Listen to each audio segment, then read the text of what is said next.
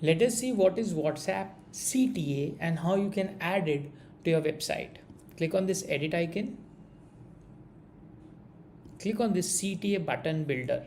So this is the CTA or click to action button that will be added to your website.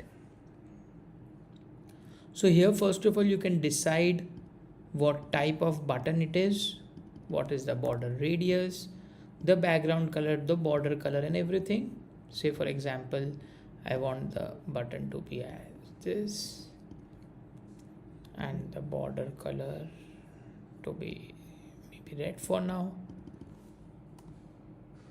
and the CTA button is contact us now. You can select a lot of fonts, any one of the font from here. You can select the font size, the border size. If you want to remove the border, simply put it as 0, the shadow color and the size, and you can also put the padding. So with the padding you can define basically the width or the height or the size of the button.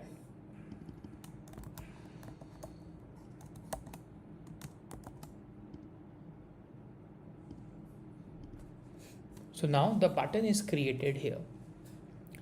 Now we need to add the script in the header, the CSS in the CSS section, and the embed code in any of the body area. So for now, let me first put the embed code here. So I'll add the embed code in the WordPress, not in the visual element, in the text aspect.